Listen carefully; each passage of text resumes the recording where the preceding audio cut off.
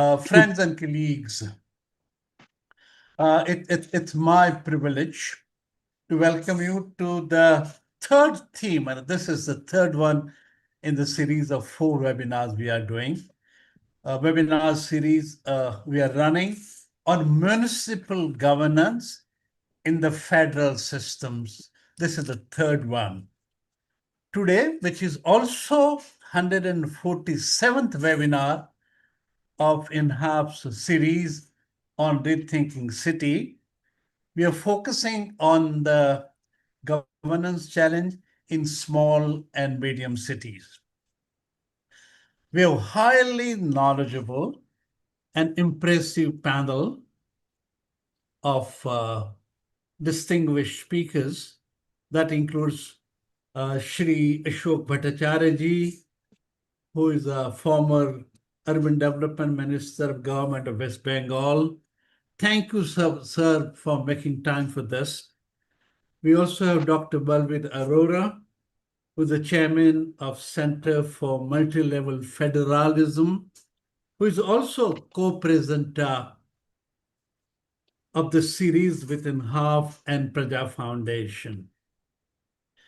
We have Shri Hitesh Vaidya, a former director of NIUA, Shri Anand Iyer of Janaagraha, Dr. Lee Fan of UN Habitat, and she is from Nairobi, so it's good to have someone from Nairobi.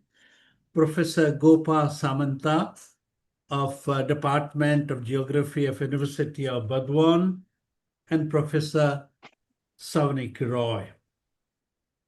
I'm sure you will agree that with these experts and specialists on the panel, it cannot get any better.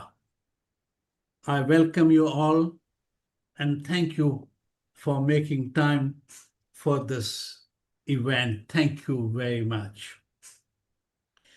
It is only a coincidence that INHAF is partnering with Dr. O.P. Agarwalji and the Indian School of Policy that is working on a flagship report to identify the role of Tier 2 and Tier 3 cities. And I'm very glad that there is a overlap for this particular meeting. And that report of the Tier 2 and Tier 3 cities is to be seen in the context of the Viksit Bharat of 2047 and the action needed to empower those cities for the same purpose. We have already completed 6 sessions and hope to do 9 more. It's a 15 event session. And I'm very glad because today's subject also overlaps with that. Now, small and medium towns are emerging as the key drivers of urban growth. We all know that economic transformation and regional development across India and, in fact, the global south. In India, Tier 2 and Tier 3 cities are expected to absorb a significant share of future urbanization supported by policy initiatives such as IDSMT, UID, SSMT, Amrit, and of course now the Urban Challenge Fund. These are the kind of support we have for that Tier 2 and Tier 3 cities. But the fact is, despite their growing importance, the cities are often face challenges, including weak institutional capacity, limited fiscal resources, staffing shortages, and fragmented governance systems. This webinar will explore how governance frameworks, intergovernmental coordination, fiscal support, and local leadership can strengthen urban management and support resilient, inclusive, people-centric, productive, and sustainable urban development beyond big metropolitan regions. It's very important that this happens because the metropolises are bursting at seams, and we need to kind of find a counterbalance in form of tier 2 and tier 3 cities. Before handing over this to Professor Tathagata, I must tell you why we are doing this webinars for many years and what we intend achieving. This, as I said, is 147th webinar, and we are doing this for more than 5 years. The underlying rationale and immediate purpose of this webinar series is to germinate seeds for and contribute to building an operational societal partnership of multiple stakeholders to prepare for and respond to a difficult urban challenge we are up against. And I really want to repeat, that's a difficult urban challenge that we are facing. It is based on deeply felt concern that India's urban challenge is daunting, and we as people, we as government, we as professional, and we as civil society have not understood its dimensions adequately. We have not understood that adequately. I need to repeat it. And that lack of understanding is reflecting in the quality of cities that we have. World Bank once described it as chaotic. Whatever we examine, be that urban planning or water or governance or finance or sustainability or slums or affordable housing, our cities are saddled with intricate problems and challenges. And it is clear to us that meeting India's urban challenge, which I often describe as more demanding than even the climate challenge, is going to require a lot more than what is available, what is at disposal at this point of time. It appears that various stakeholders operating on their own from their respective vantage points may not be able to do justice to the complexity of the task we have on hand. What is needed in order to meet this challenge adequately is a collective effort, a wider multidimensional, multi-focus, and multi-layered societal partnership.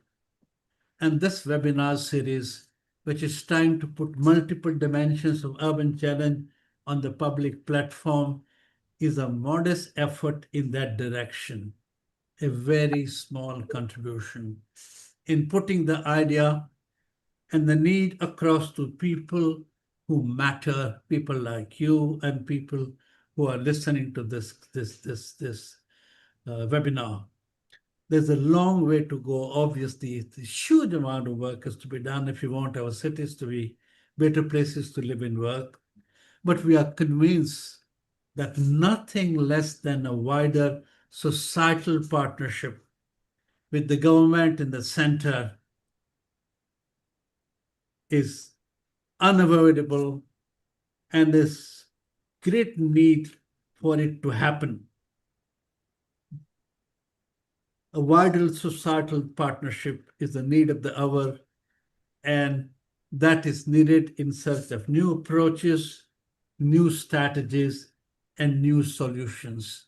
We will not be able to do with anything less. So with this longish introduction, and I'm sorry it's long, but I need to say this time and again, over to Professor Tathagata and the panel of experts we have today. So thank you very much.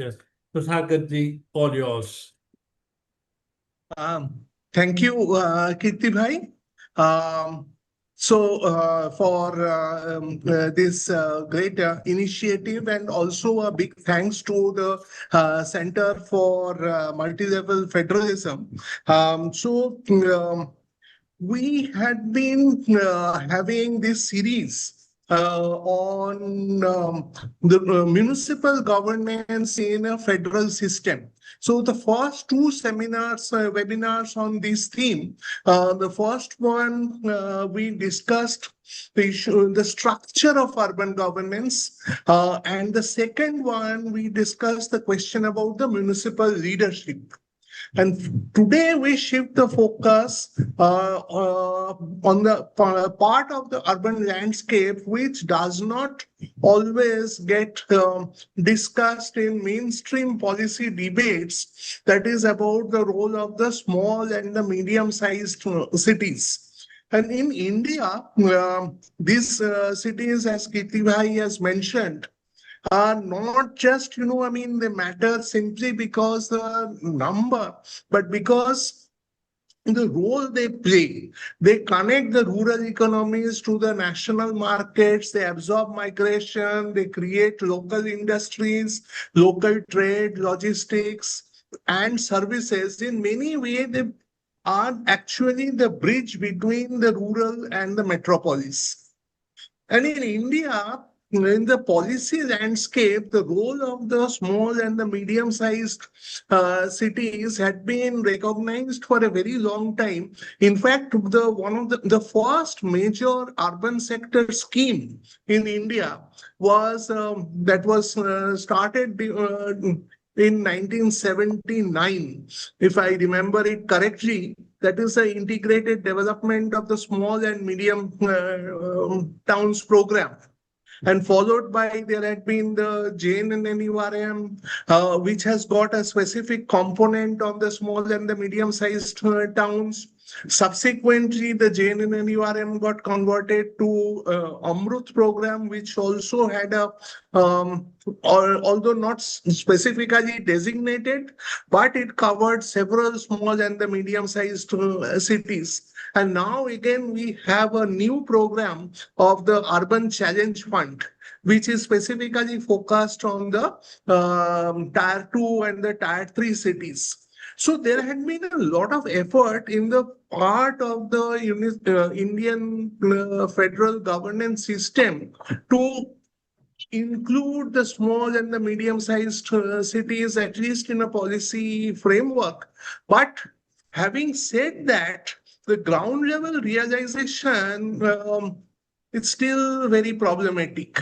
And the question here comes that how do the federal and the decentralized systems create institutional, fiscal, and the human capacity that would allow these cities to become resilient, competitive, and also inclusive?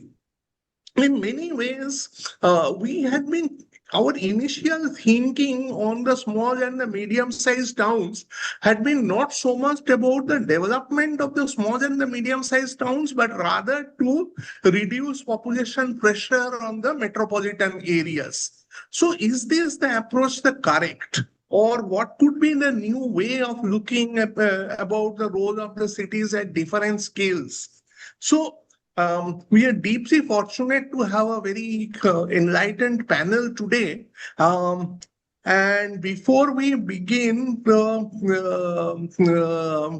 panelists, so first I would request Professor Balveer Arora, who is the chairman of the Center for Multilevel Federalism, which is a co-organizer of this webinar series. And Professor Arora is one of the leading international voices in the area of federalism. So he is a global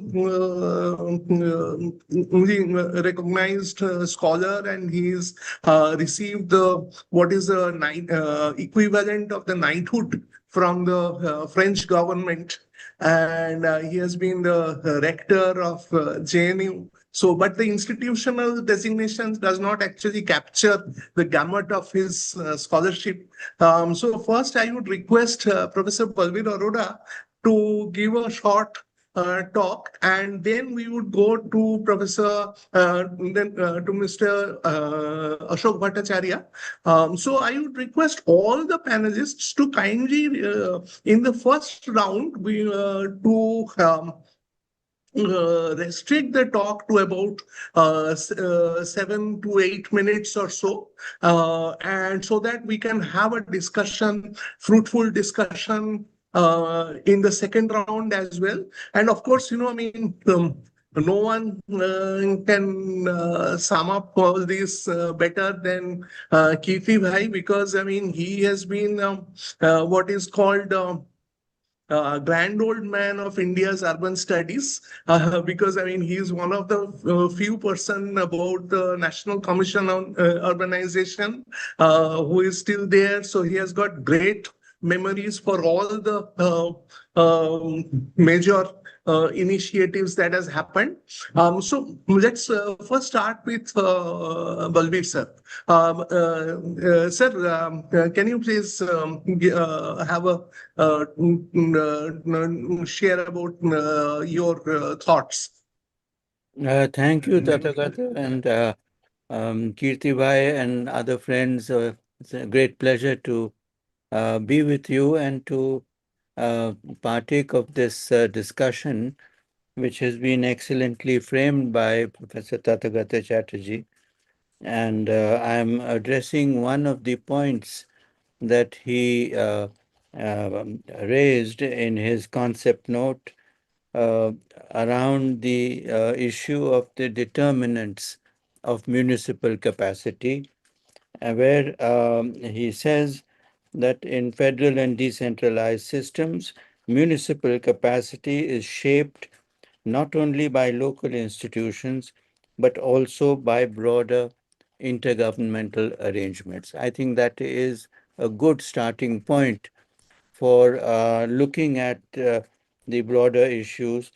And so, a few facts on the table, a few, uh, let me put it, a few um, unpleasant facts. The first major fact is that intergovernmental institutional relations suffer a serious deficit in Indian federalism. I think we have to start with that fact, and that the mechanisms for consultation, are there in the Constitution, but not always brought into practice, and therefore they are supplemented or sought to be supplemented by political party channels, and that is the logic of what we hear dubbed under the uh, moniker of double engine Sarkar mechanism, is that that becomes the only way in which the two levels of government communicate effectively with each other. In reality, it's a hierarchical arrangement and subordination of the state and local to central command structures in the case of uh, polity-wide parties becomes inevitable. Of course, in the case of state-based parties, the question is posed differently. Now, what I'd like to do is to look at the question of governance in small and medium cities uh, through the federal lens, the federal dimension of governance, and I divided my short presentation into two parts. Part one deals with the metastructural dimensions and issues, and part two deals with the electoral ecosystem. I think taken together, these give us an understanding of what we are up against, what we are grappling with.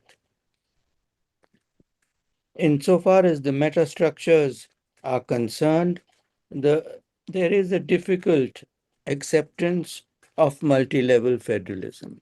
I think we have to start with that proposition that it doesn't command a wide consensus among the political class for a variety of reasons that one can go into. But it is, I would focus on two main reasons. One is that the electoral system itself has become presidentialized in terms of focus on central personalities and the need for candidates to subsume their identities within an overarching uh, electoral framework. So, therefore, this is the logic, for example, in pushing a one nation, one election program. Uh, a one nation, one election program fits very uneasily with the concept of multi-level federalism because the mandates are different, the electorates, same citizens, but the functioning as different electorates on different programs, on different issues. So therefore, that this collapsing of mandates is one of the inevitable consequences. The second is the question of the financial, the deliberate concentration of financial resources at the central level to fund schemes which are an integral and crucial part of the welfare planks in election contests. And so they are rolled out in small and medium cities, and therefore this bundle, as it were, of welfare measures which is offered at each election requires funding, and because of the presidentialization of the electoral system, this is kept in the realm of the center. The logical correlation or consequence, if you like, of this is that periodically opposition ruled states are pinched into submission, if you, or compliance, and because they are portrayed as wasteful, as corrupt, as inefficient, and for the electorate that is based in small and medium towns, how does the double engine slogan convey itself? They are willing to forego self government if it brings improved governance. I think that is the choice that is very often placed before them, that for improved governance, you have to give self government a go by and rely on the superior wisdom of higher instances. The second part of the argument that I am developing before you is the electoral ecosystem. I don't want to take too much time. I could possibly develop it later, but the inhabitants of small and medium towns as voters are caught in the crossfire of multiple elections. And local elected officers like mayors and city councillors are overshadowed by the overarching electoral competition. I'm looking forward to listening to the experience of Shri Ashok Bhattacharya on this because he has seen it from the other end. But it's something that I'm putting forward as one of the constraints under which officials at that level, elected officials at that level, work. This is not unique to India, but there is a critical difference. The autonomy is not restored to the local even after elections. Command and control structures persist after the election is gone. They are kept in readiness for the next round and the next level of elections. So this, because the number of elections, the multiplicity of elections is a fact. These mechanisms that are developed tend to acquire a certain stability and permanence. The concrete evidence of this, I just briefly mention it because I think all of you are familiar with it, is the MP Local Area Development Scheme and the MLA Local Area Development Scheme, which the budgetary allocations which would normally have accrued to municipal governments are kept for purposes of patronage and clientelism, and therefore are integral parts of constituency nursing. They are compounded by a fractured society which is reflected in urban habitats, caste and religion-based bastis or conglomerations, and therefore with obvious electoral consequences or implications because they require specific dispensations of amenities and largesse to nurse them as constituencies.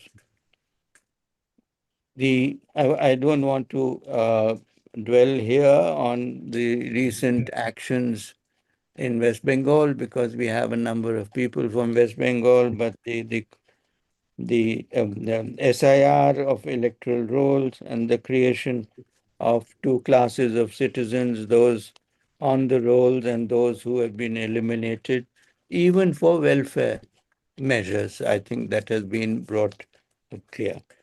So I will conclude. We have competing narratives. The center state matrix is crucial. It is at the core of governance problems and issues in small and medium towns. Entitlement to urban amenities is doled out as electoral patronage. Urban inhabitants are viewed as clients and beneficiaries. The Hindi word is labharthi. And in a larger scheme of things, an idea of nationhood based on an exclusionary logic is also woven into this narrative. So that is in effect, the great divide that I wanted to draw your attention to. And I hope I have kept to the 10 minutes that were allotted to me. Thank you so much. Thank you, Balveer sir, for giving such a broad canvas and opening up the topic. And so this sets the perfect tone for me to invite now Mr. Ashok Bhattacharya.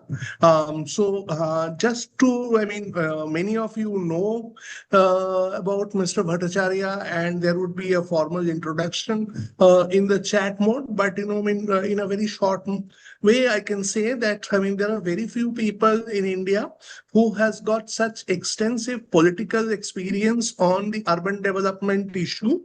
He has served for several years as the urban development minister for West Bengal for I think about 15 years or so.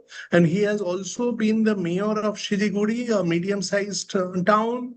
And also earlier, he has been the chairman of the municipality before the Siliguri got upgraded into municipal corporation. So there are very few people who has got such extensive experience at different scales of governance. Sir, it is over to you, and I would request you to kindly dwell on this issue.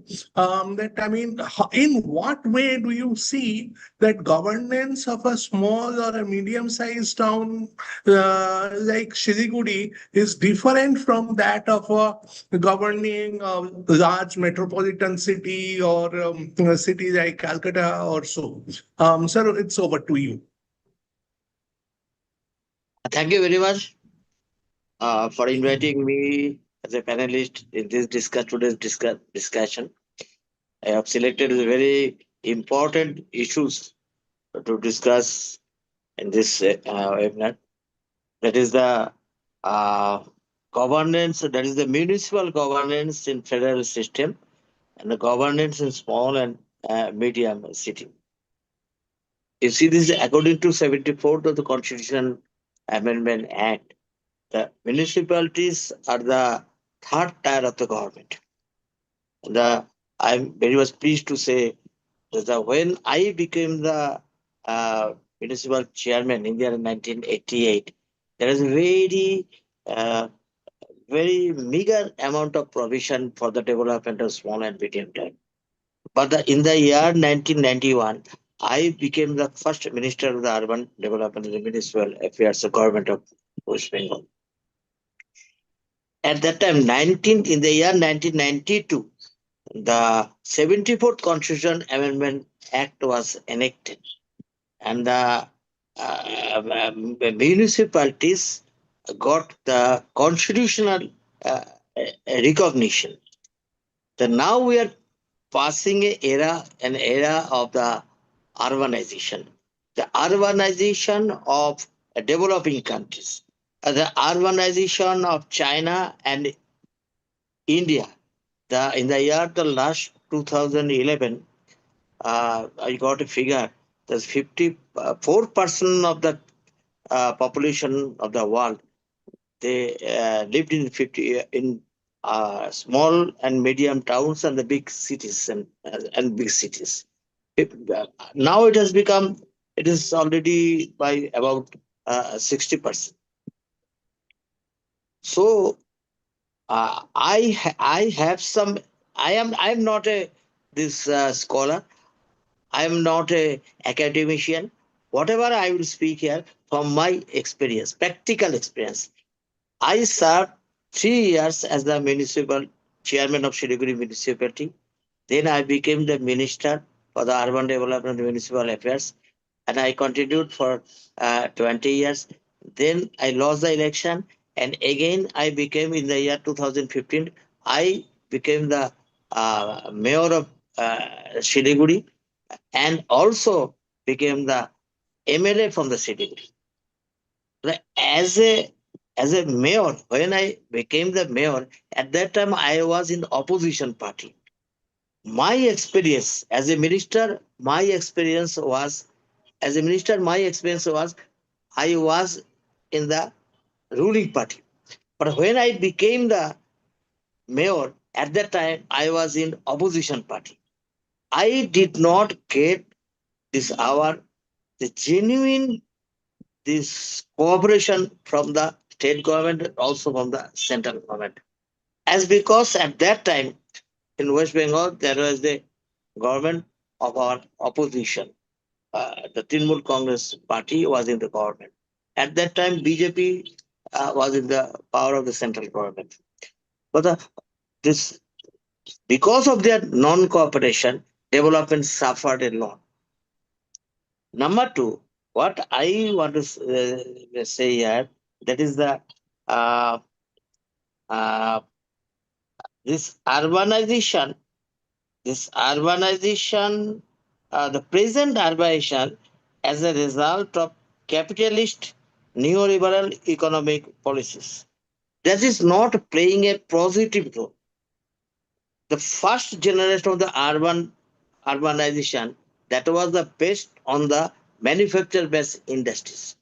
Second generation of urbanization, it was especially in and around of uh, the post-colonial countries. And the third generation of urbanization, it is the urbanization of developing countries and during the period of neoliberal economic policy.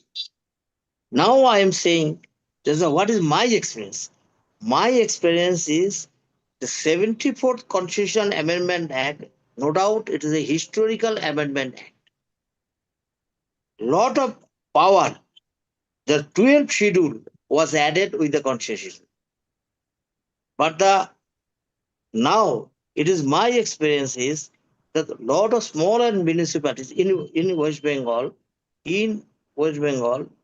there are 900 municipalities or the census towns or the statutory or the non-statutory towns. Only 126 towns are the statutory towns. And the remaining towns are non-statutory towns or the census towns. But in West Bengal urbanization, the contribution of urbanization in West Bengal, 66% from the either census towns or the non-statutory towns. But these all the small and medium towns, they are totally dependent either on the state government's finance or the central government, central sponsored schemes. But when Mr. N.K. Singh was the chairman of the 16th Finance Commission, at that time I met him as a mayor. When I was at that time I was a mayor. I met him. I gave a suggestion to him that this Finance Commission should make the recommendation for the development of small and medium term. Sources of these taxes, it should be transferred to the municipalities. Many source of the taxes, either it is with the central government or with the state governments.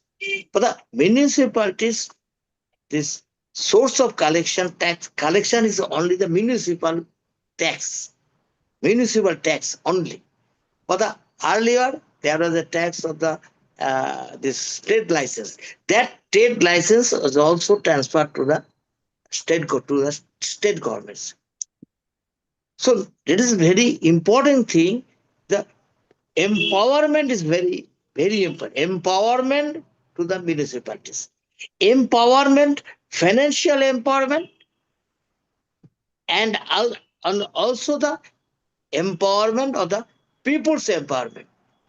For the development, municipalities of the development countries, in my opinion, that is a very important thing. That is the democratic decentralization. Democratic decentralization and the people's participation in municipality, that is very important. Still now, 61% of the municipality of our country, there is no elected municipalities there. Elections are not held in the most of the cities and the towns of our country. In West Bengal, during the period of the last state government, for the last 13 years, there is no election. At least 25 municipalities, there is no election was held in West Bengal. So election should be held in regular intervals. That is very important. Number two is very important. That is the district planning. There is no district planning, no functional district planning committee, and the municipal and the metropolitan planning committee in at least 3 or 4 states. They have some elected district planning committee or the metropolitan planning committee. Other municipalities, they do not have any elected DPC or the MPC. In West Bengal also, West Bengal, during the period of the late form government, West Bengal was the first state province where the elected metropolitan planning committee was constituted. After the next government came to the power, and practically there is no existence of the district planning committee and the metropolitan planning committee. The ward committee is compulsory in the 1 lakh above population cities. But what we did when we were in the power, I was urban development minister. At that time, we enacted the act and we made it compulsory for the ward committee, irrespective of the size of the municipalities. It may be the big cities or the small cities. In every municipality or the cities, there must have the ward committee. Ward committee is essential. But there is no function of the ward committee. Now, the most of the control of the municipal areas, it has gone to the hands of some elites, some elite people. They are practically controlling the municipalities. There's no participation of the slum dwellers, of the women, or the poor. Right?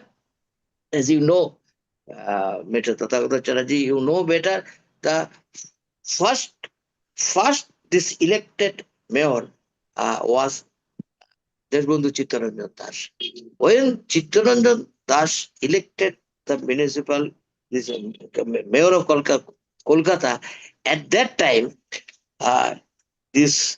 he said that the municipal corporation must be the municipality or the corporation of the poor people, of the poor people. Netaji Subhash Chandra Bose, he gave this one speech in the year 1938 in Bombay. That is all. He on the municipal socialism.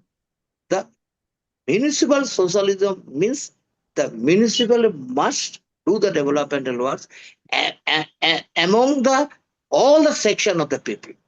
That was his recommendation. What is in the when I was the minister at that time, this if you see in the I am giving one example. If you see the increase of the population of towns of 10,000 to 20,000 in West Bengal, it was increased from 5.1% in the year 2001 to 9.3% of 2011.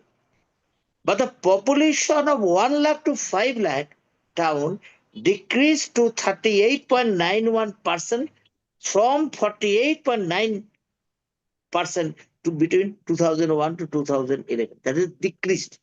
The population of big cities, that is being decreased.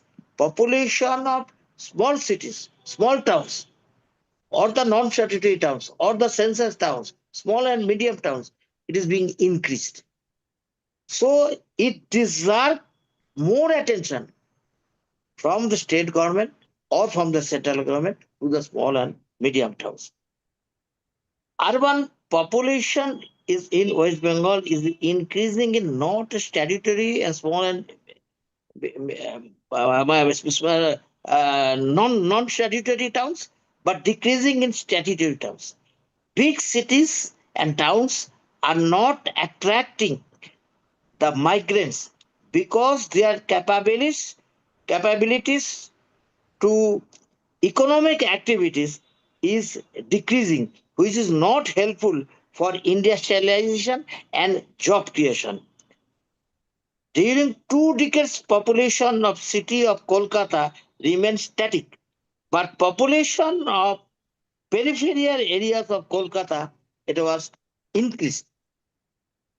So that's why policy of urban development of our country and state is practically, it is the bias to the big cities, to the metro cities. But India needs these more projects, more schemes by the state government or by the central government for the development of small like the integrated development of small and medium towns, SMT.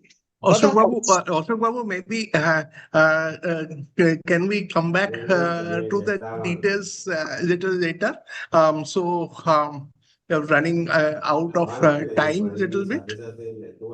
Yes, this is 5 minutes. Give me 5 minutes or 3 minutes. So, Sure.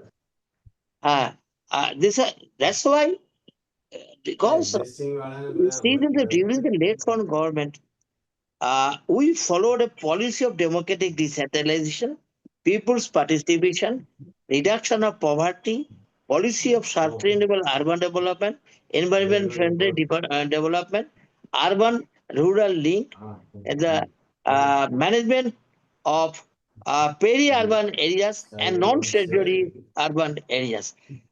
That was the that was the policy of the late foreign government. But the present government is not following this kind of policy. That's why my suggestion will be that the more attention should be given to the small and medium towns. Otherwise, the urban development of our country, it cannot be a balanced urban development, urbanization and the urban policy in our country. That's I conclude with these few words. Thank you so much, Mr. Thank you. Bhattacharya. It has I'm been leaving a here. really Yes, pleasure. Yeah, we'll come back to you because, you have such in-depth ground level experience, which speaks for itself. Now let me move to another person with a very substantial urban policy experience. That is Mr. Hitesh Vaidya. Hitesh ji, you had been the director of the National Institute of Urban Affairs. Before that, you had been with UN Habitat India. Before that, you had been with USAID. So you have seen urban policy making from very close quarters. So what is your take and what policy shifts would you like to? And also you come from Shimla, which is another not a metropolitan city. What is your take on this issue? And also recently you have been part of the Kerala Urban Commission. So kindly share your views. Uh, Thank you very much, and good evening to all my panelists and all the people who are joining. Thank you, Tathagata Saab and Kirti Saab, to give me an opportunity to speak here. Very strange that we are organizing, and maybe not strange, but coincident that we are organizing this workshop and this discussion in the month of May. And why I said that? Because when it comes to small and medium towns, which is the topic, we still operate in the space of May. We at the policy level, and so we always say may small and medium towns get recognized. May we move? I think my Balveer Singh ji said may move from fragmented administration towards the integrated form of multilateralism. Maybe move from, and Ashok Bhattacharya very nicely and I think expanded, from scheme-driven urbanization to a demand-oriented missions and aligned with the local realities. So real question is how long we go with this whole idea of May, when this May will become shell. I'm not sure. We're still struggling from 1994 with 74th Amendment between May and Shell. And I think unless we move from the May and Shell, we all will have this type of discussions moving forward. While you ask my experience, and I definitely see that our whole thinking has been very, very metropolitan or planning oriented or metropolitan city. In the policy contours, we don't even think there is a city beyond Delhi. We think that Delhi is the concentration of all urban. Everything what happens Delhi happens in Himalayas or happens in Northeast. We don't even make a diversion and that. So Delhi is a very centric thinking we have.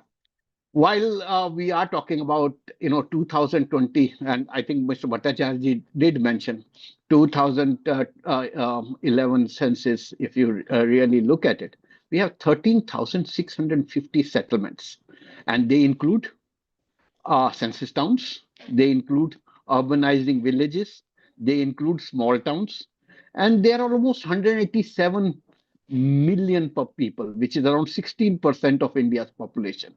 And we are not thinking about it. I just recently did a World Bank study, which was a part of 16th Finance Commission. And what we realized is the climate disaster is not going to happen where earthquake came and others. Climate disaster is going to happen with these small and medium towns or these census towns, which have become urban in character, but are governed by the rural thinking.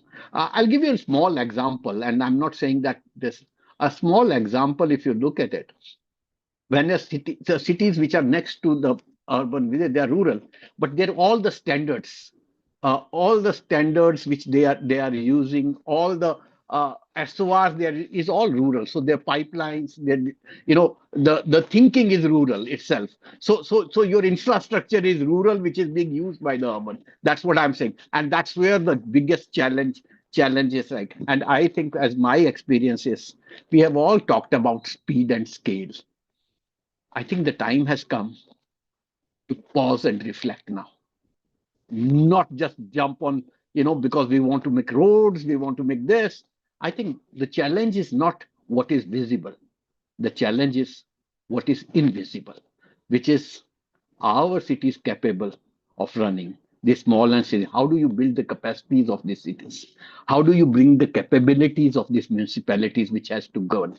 How do you transfer them, transition them from rural to urban? Does one size fit all approach will all rural and peri-urban becomes urban and metropolitan? How do you differentiate between them? So do you want to have a cluster of urban local bodies which are small and medium to make them one big one? Do you want to create a whole regional approach, which is being right now talked about? We are still struggling with, we are doing a lot of pilots, whether it is Niti Aayog and all, but we are not really having a big thing and saying that where do we want to go from now? If we have that ambition of 5 trillion economy, the 5 trillion economy will actually happen in the cities. And this engine, which we call it engine of economic growth, has totally shifted from city engine to a peri-urban engine. If engine has shifted, then your parts also has to shift. It cannot be that you shift engine because your manufacturing, your agrarian, everything has gone MSMEs, everything has. So it's not only demographic transition, it's also economic transition which is happening there. So I think one good thing has happened, that it has come up into a lot of discussions. Anand is here. Janaagraha is taking a lot of initiative on that. And 16th Finance Commission has taken a cognizance of that.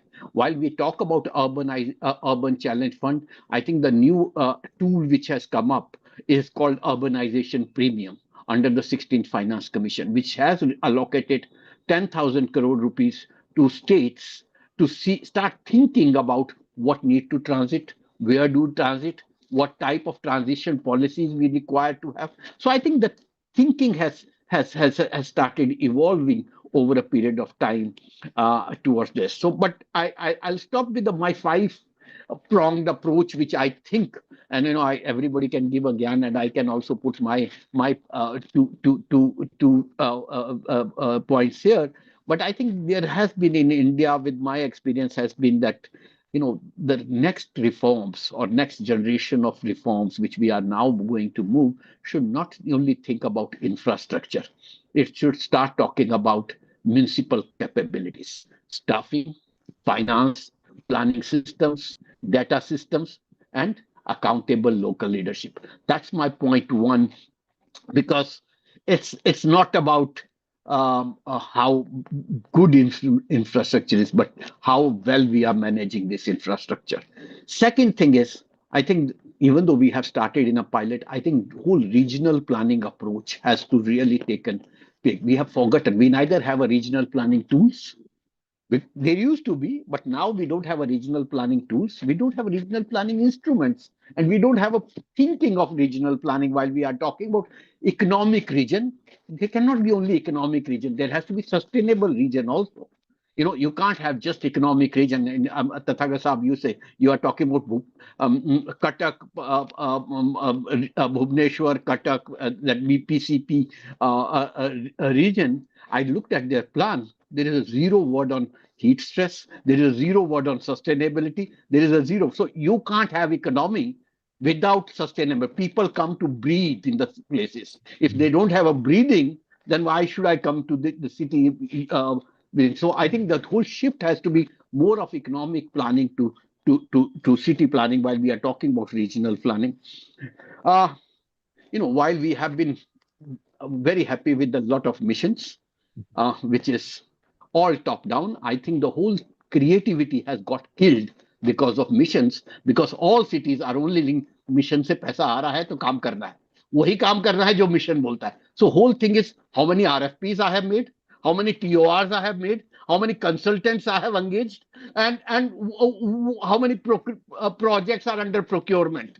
There's no thinking as a city what we need to think about. What is my city? Where I'm going to go. There's no thinking. So I think the whole demand-oriented planning has to be really good rather than the top-down planning or top-down thinking. Nothing can happen on the corridors of Nirman Bhavan, or now it's no longer Nirman Bhavan or Sankalp Bhavan. It has to move from Sankalp, has to move down to do, because Nirman ho gaya. अब उसको करना है, उसको आगे बढ़ाना है. So I think that's where we need to talk about.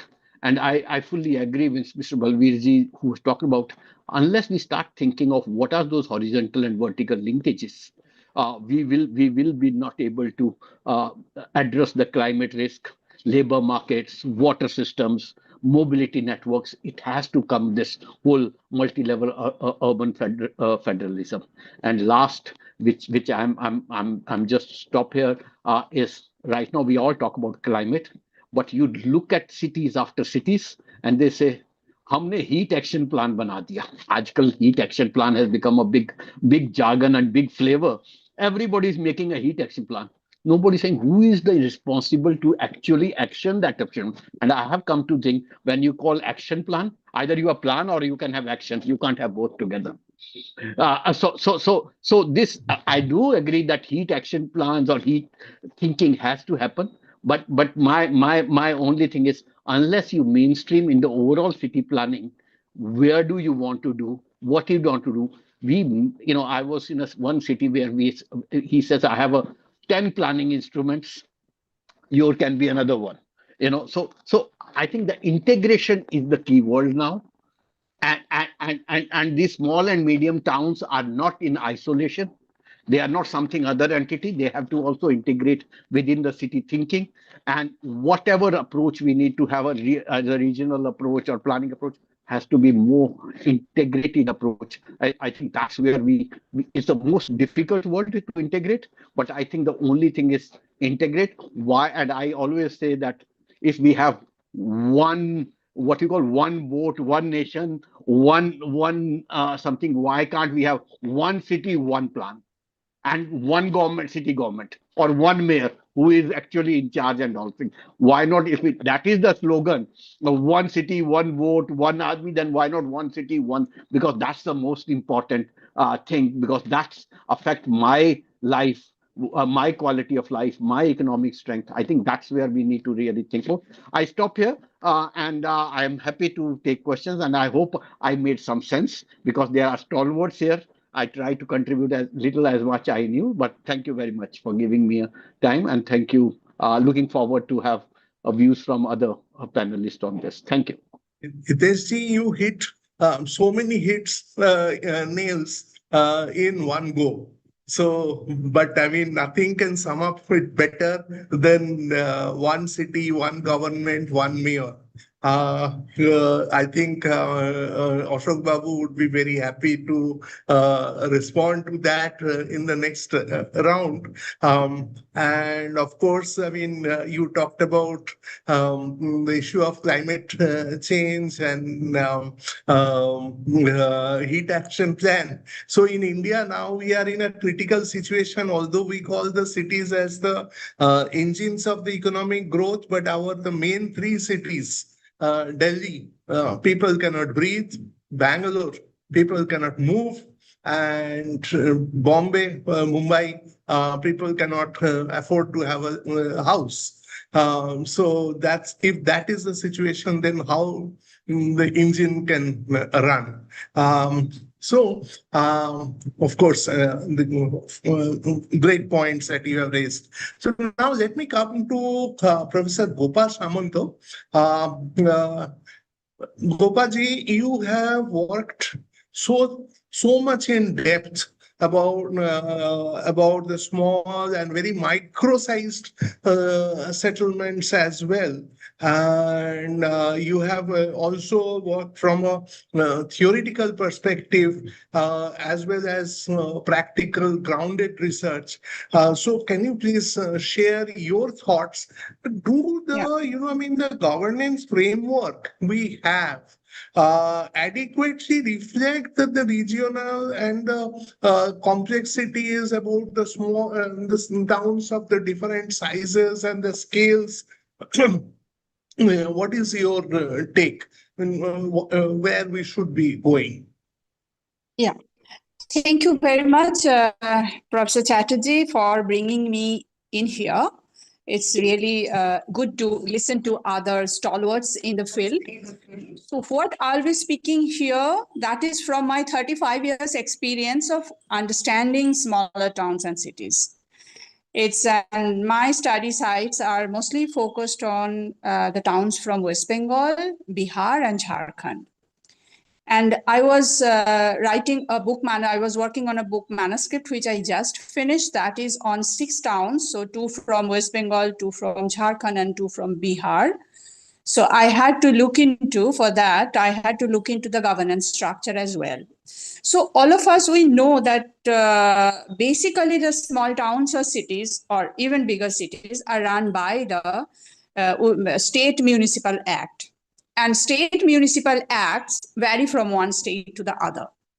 So governance structure itself is quite a bit different.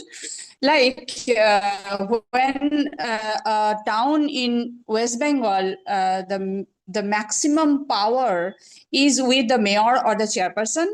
Whereas if you go to the small towns in Bihar and Jharkhand, you will see that even the chairman will tell you that go to the executive officer who is running there might be some public officers who will know better about the situation.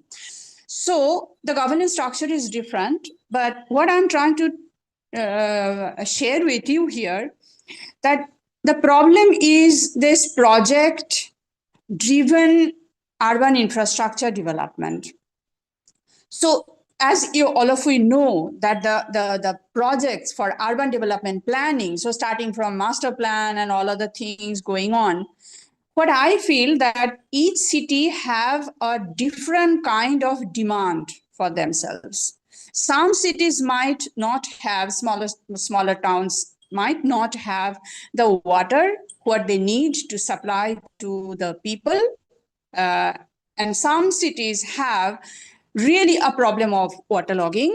Some cities have a real problem of solid waste disposal, which is a common among all smaller towns and cities.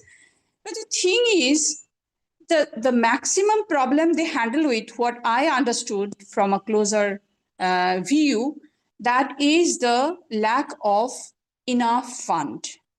So lack of fund is a major problem for them. And then why? Because fund comes from big projects and programs.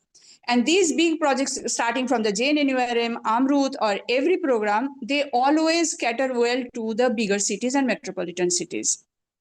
But the small towns, they don't get much from these programs. They get at the end, like 65 mission cities got JNNURM fund. Then a little fund came to this small towns, but that was Miyaga. So I analyzed the municipal financing over 20 years for all these towns. In a very key, in looking into very much detail of what they get from where and how they generate. So generation of revenue, the revenue generation capacity is still limited, very, very limited for small towns, because they don't have much to generate huge resources. Like they have only small commercial outlets. Industries are really not much within the municipal boundary, and they cannot take the revenue from the industry which is located in a panchayat outside the municipal boundary. So even if there are some kinds of small manufacturing sectors, that does not facilitate the funding structure of the municipal small towns. So and another problem is, so the municipalities, they don't get much fund from the central government, under central government programs. So whatever they get, maximum comes from the state government allocation. And state government allocation was so skewed And definitely political economy works a lot in decision making, which municipality will get maximum benefit from the state government, maximum fund from the state government, even if during the earlier regime of the government in West Bengal, as long as some of the small municipal towns, they were not exactly under the same party which was ruling at the state. So it was like, the open in the open forum, the minister said that as you have not elected my party, I will not give you fund.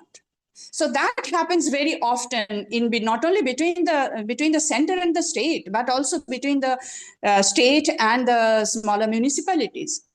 Now, the question is how municipality can generate, even the smaller municipalities can generate revenue. In 2006, West Bengal government started to dig deeper into it and developed a norm that the water tax they have to pay for at least for the commercial sectors and also from the household sector.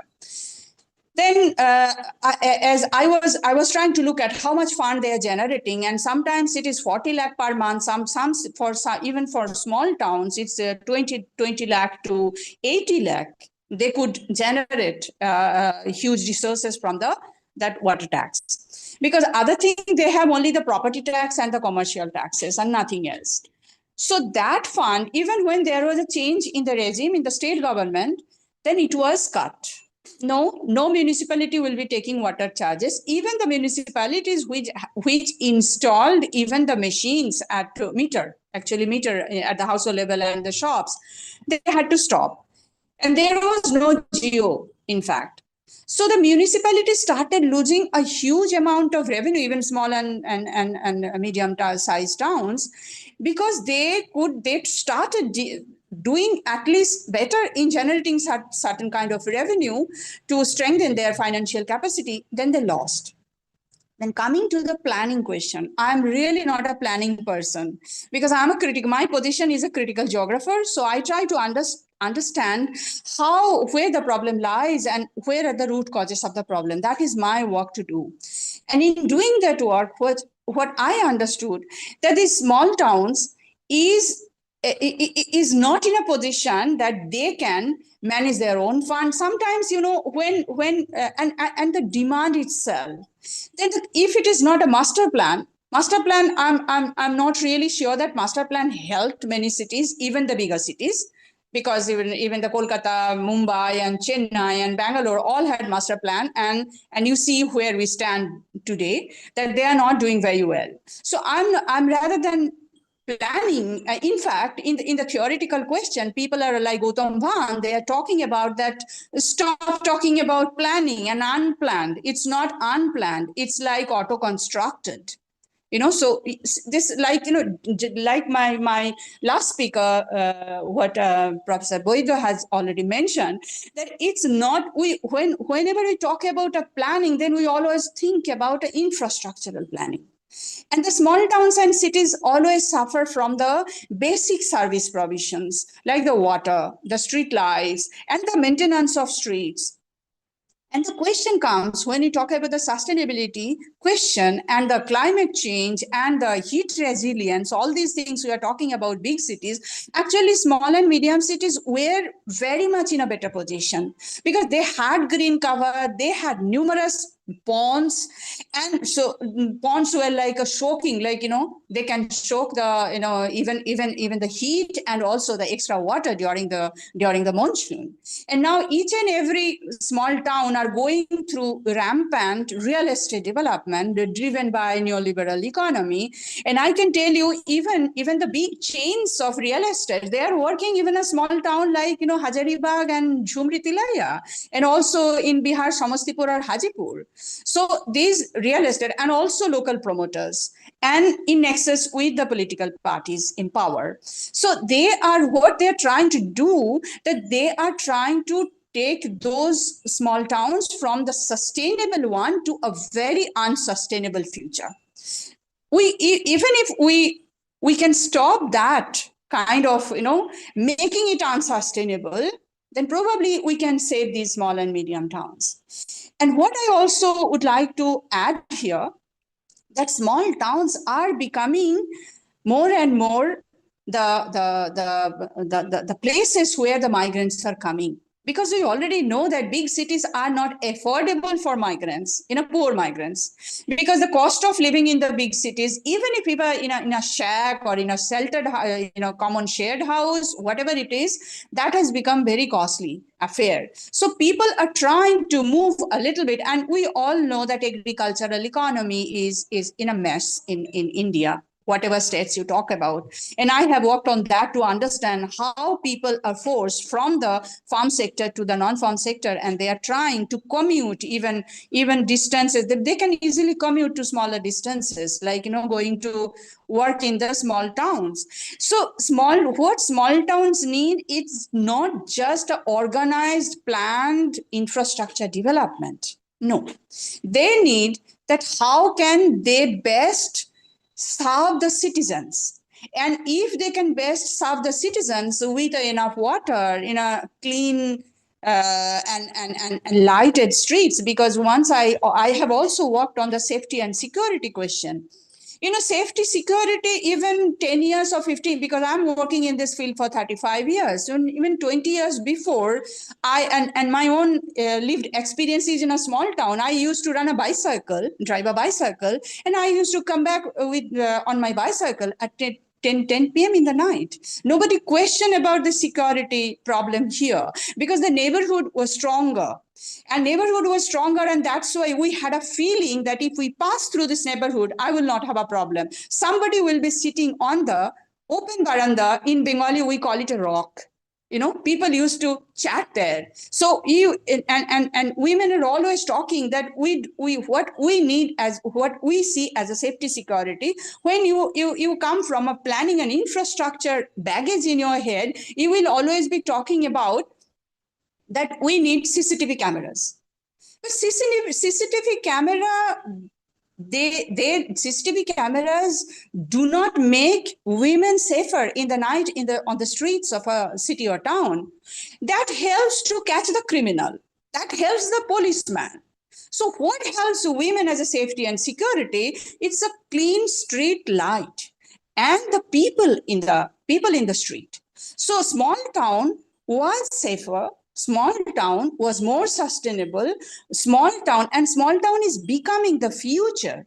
Small town is becoming the future of urban. Like, people, claustrophobic, air and choking your throat. How can you live in Delhi for generations unless you have a purified cubicle where you are moving?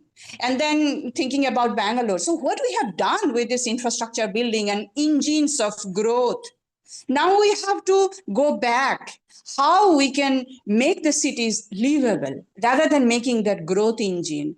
And I think small towns are more livable with their limited economic growth. I'm not saying so nowadays what we see as not much of development of manufacturing happening everywhere. And if it is happening, then we are pushing those manufacturing units like sponge iron, which are heavily polluting industries. They are pushed towards more small towns.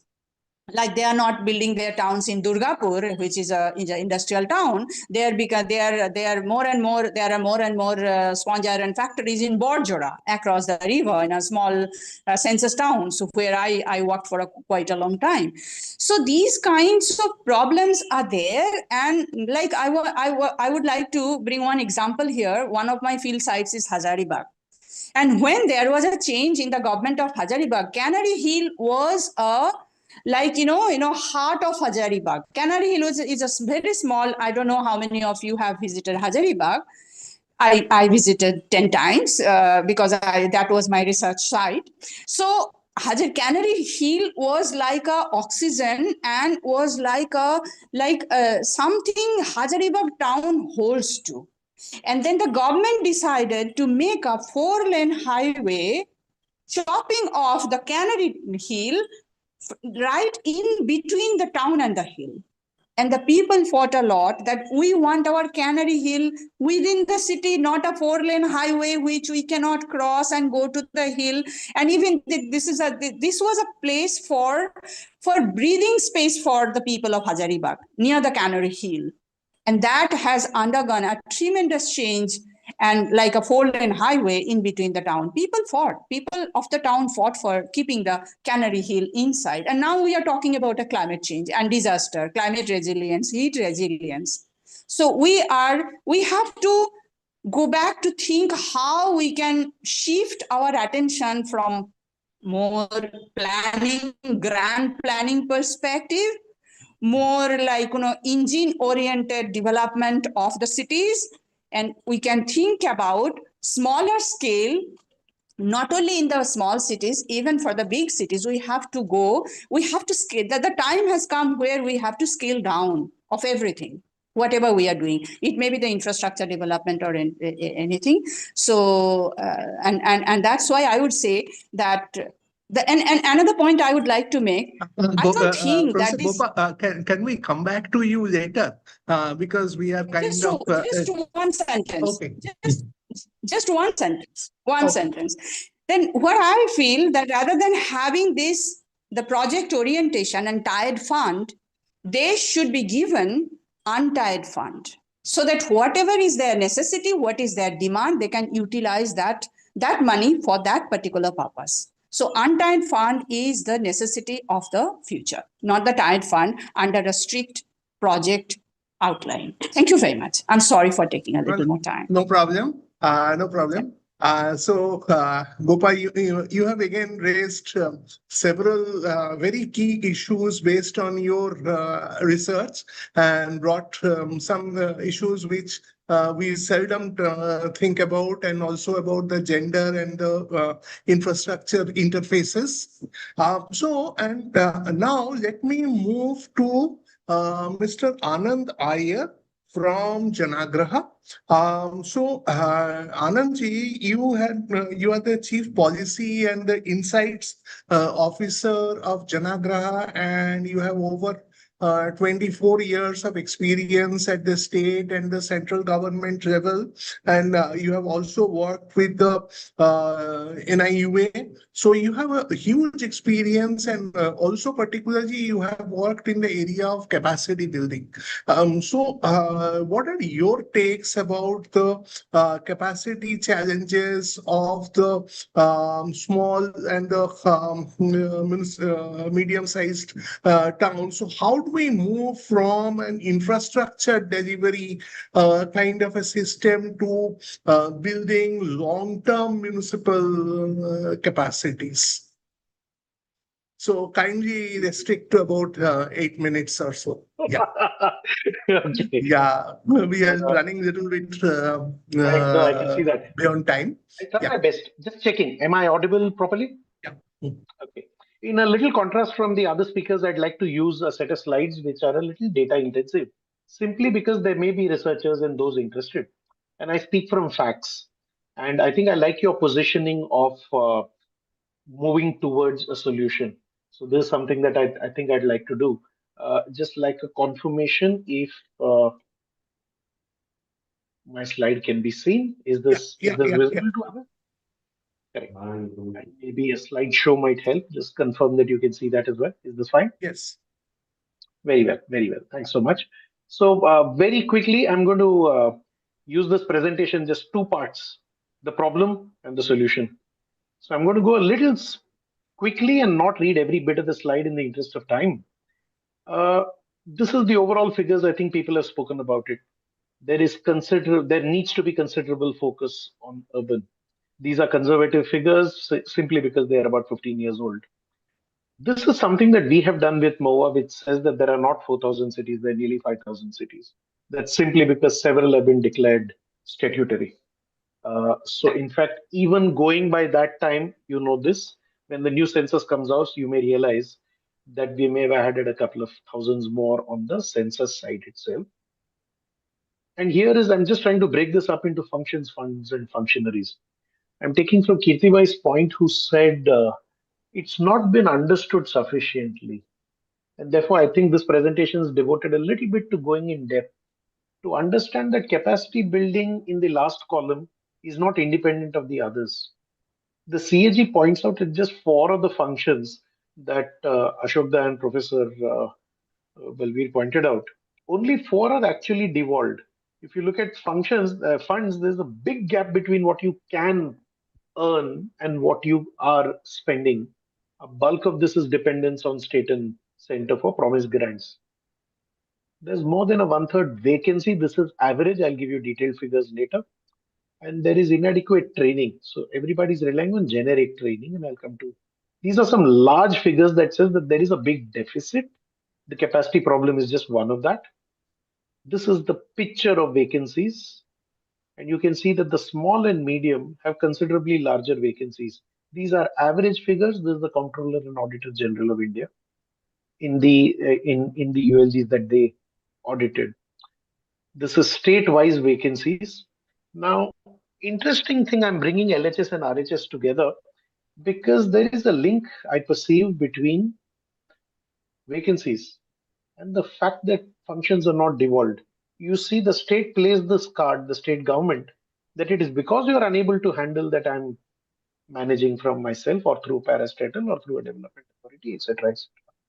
Therefore, you see that on paper, almost all functions are devolved, but effectively, we're talking about 4.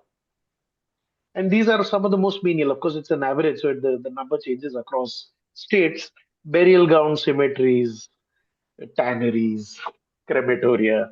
These are the kind of functions that solid waste, the kind of functions that are devolved. So this is the status in, this is capacity constraints seen overall. The states hold all power over the USLG. So I'll keep using either local government or local self-government, including suspending a ULG without notice. That's what a state government can do, which means hiring or recruiting is not something that the ULG can do by itself. Only 11 or 15 have notified cadre rules, and then when you have them notified, you have not activated the positions. Because this is where this section is called paradox. Because if you hire all the positions, you will be further out of funds because you can't pay the salaries, you're relying on states. So the quantity problem is a paradox. You have vacancies, but you can't fill them up. It just gets more complicated than this. Look at this. This is distribution across grades.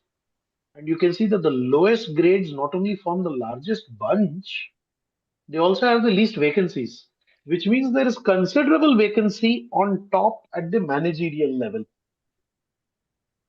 90% of staff is in the lower category. And the vacancies are higher in the second one. The RHS says you outsource bulk of it. No, naturally, the cities can't not run. So what do? You contract it out. This happens in other ministries and departments as well, or other aspects of governance. But this is shocking. More than 1/3 of you are outsourced, which means they are not your owners. This is a training deficit. You don't have a mandate. You hardly you nominate people. These are the numbers. So nobody is getting trained every year. There is no provision for a certification-based skill. Now people are signing up to IGOT and Karmyogi. I'll talk about that in a later slide. So what happens is you get routinely sent to some ad hoc training. Some bilateral, multilateral is doing a training, you get nominated. That's not linked to who you are or what you actually need to do. This is all CAG's data that I'm quoting. So this is just a summary of the problems that I feel we have. Huge vacancies, but bulk of the cost is actually staffing. Debt servicing is the next. If I put them two together, these are 60% of a city's revenue is spent in its own salaries and servicing the debt. Managerial bandwidth, missing middle. The top of any city will come from the services, which is either the administrative service of India or of the state. After that is a big gap. And the top may last for average of 15 months. That's a study. We studied, we found it's only 9 months average that a commissioner takes charge of a city.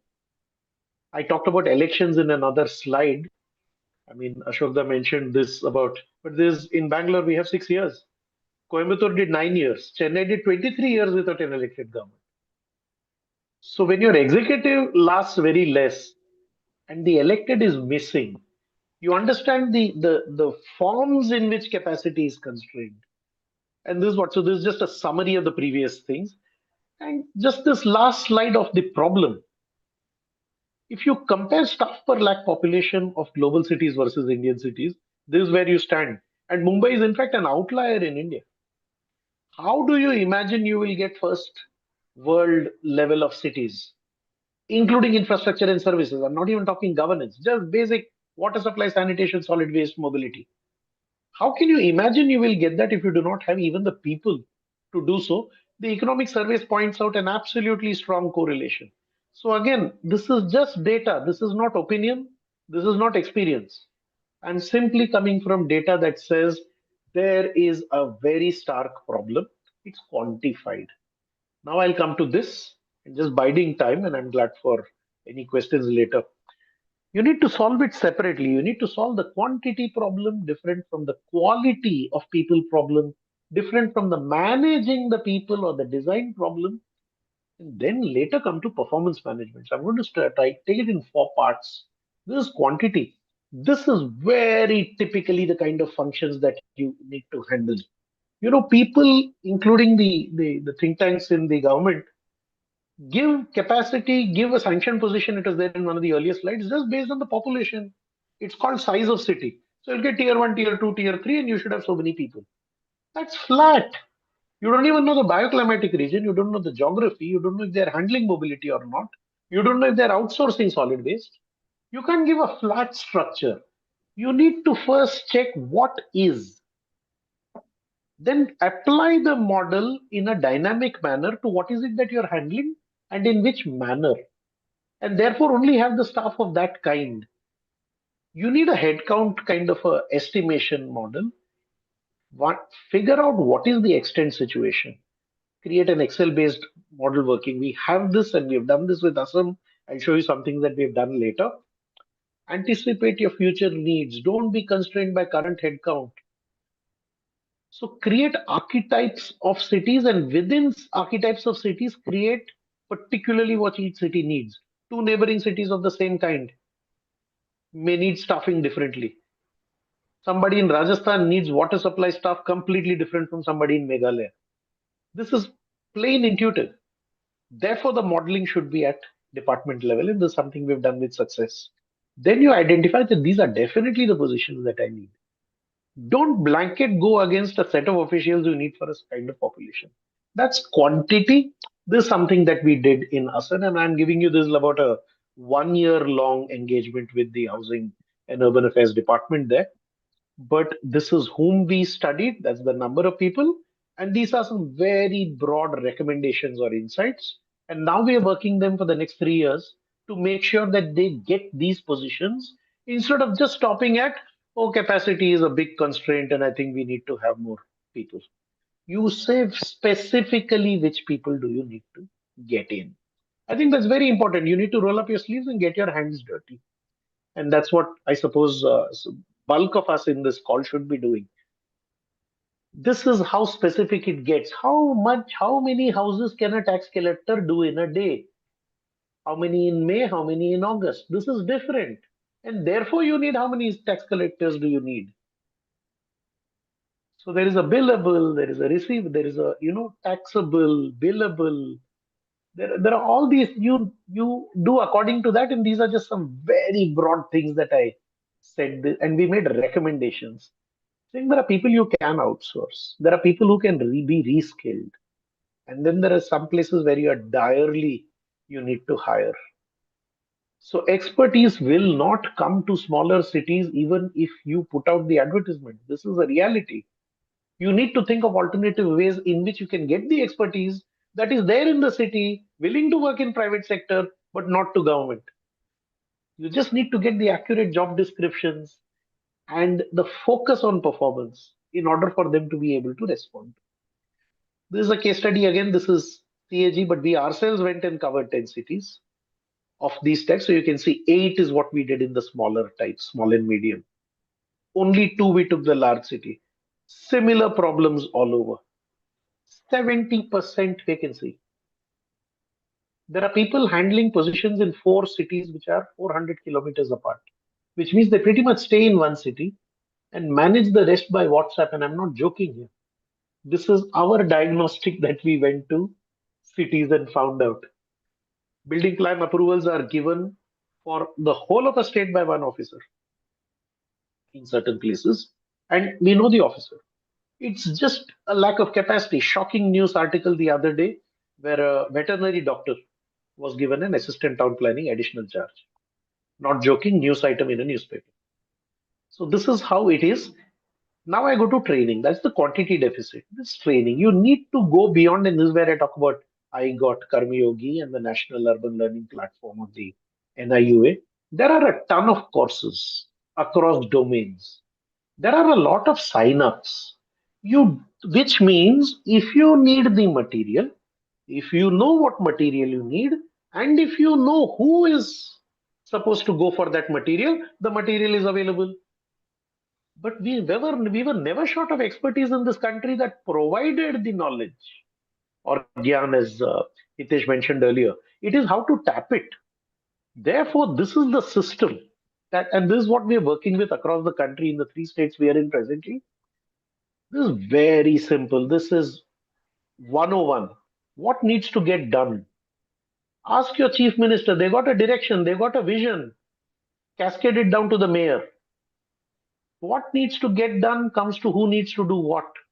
Who is currently doing what? And there is a gap between who needs to do how much and what is getting done. That is the delta. If you put this on a dashboard, at least you know what needs to get done performance-wise. Therefore, the bottom blue says, if you have got X today and the work needs Y, that delta is what you need to get trained for. I can give you the whole list of these courses, 4,803 courses in IGOT. But unless you know this bottom RHS, which says what is the gap for you, I don't know which course to take up. You will be shocked to know which are the top 2 most popular courses on IGOT Mission Karmayogi. I'll save the shock for another day for whoever is interested. Therefore, you cascade it down into tasks, and therefore you get the competencies. I'm just going quickly without reading everything. Now, this is not something that we preach. This is something that we're practicing. Last, and this is extremely sensitive, don't get into performance management till you give enough people to the governments. That's quantity. Till you equip them properly. That is quality. And the quantity will also take care of the design of the org. You can't have a completely flat structure and one municipal commissioner taking care of 2,300 staff. So once you do that, then you subtly and gently go into performance management. It's unfair to assess people unless you have equipped them properly.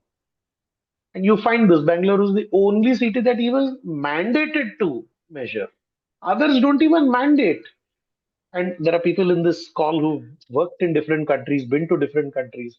New York, the walls of the mayor and commissioner are filled with the performance metrics. They can't work otherwise. Otherwise, nobody knows what to do. So does Johannesburg. 0 out of 18 states have even a system. And this is what I'll end with as a normal kind of a slide. See, everything that I say sounds ideal, and therefore I call it pathways. So the LHS says, right now, without changing anything, what can you do? Anand, I don't want to go to the Legislative Assembly. I don't want to create new positions. What can I do? So I'm saying optimize your existing processes. Everything lies in SOPs. If a person is clear what I'm supposed to do, and only then the file goes to the next person, half your problems are in fact solved. Optimize. Initiate the cadre and recruitment reforms. If you don't even initiate, you will never meet that gap. The quantity gap is not going to solve itself. At least initiate it. Don't hire everybody, please share. The 15th FC gave funds for Municipal Shared Service Center. 14 cities, 14 states have submitted proposals. People have taken money. Everybody, please don't hire if you don't need to. Share, outsource. You can do this in a clever manner.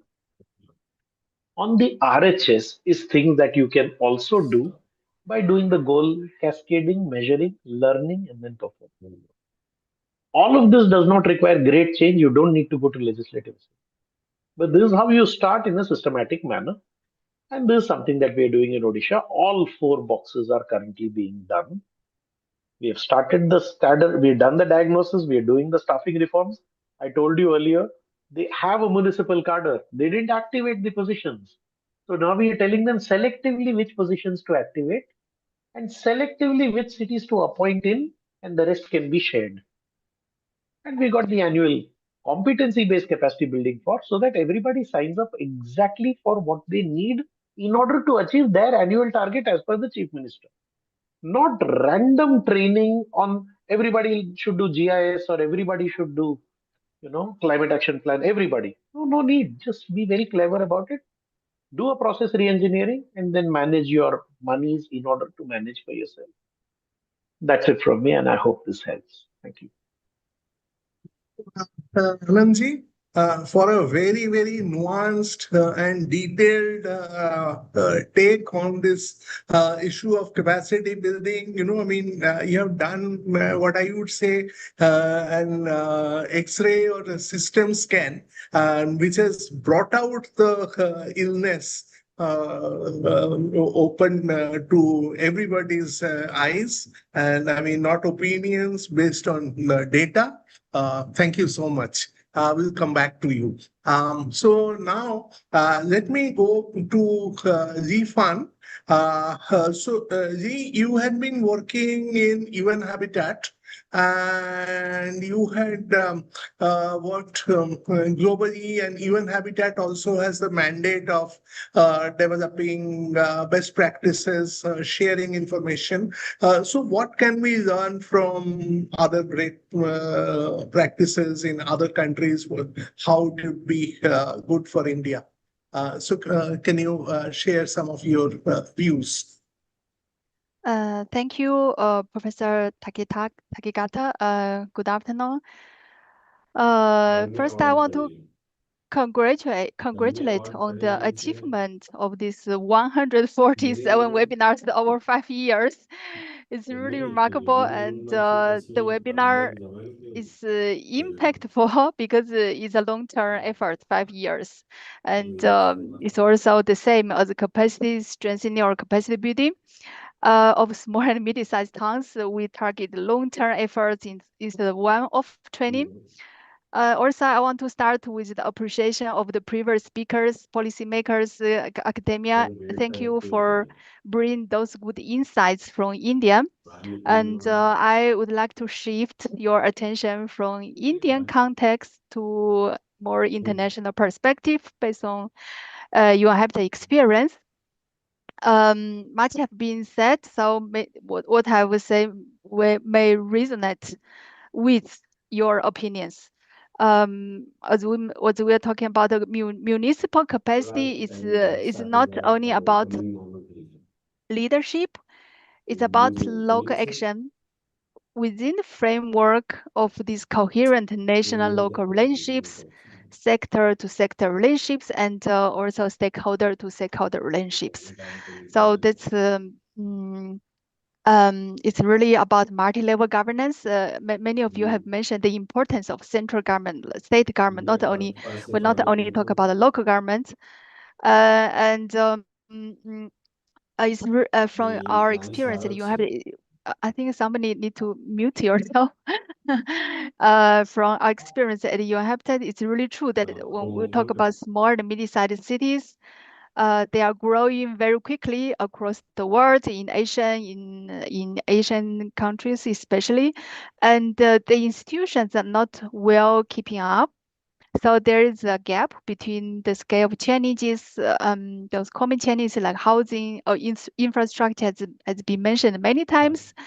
Not only that, economic development and those challenges, and also the capacities of small and medium-sized towns to respond those challenges.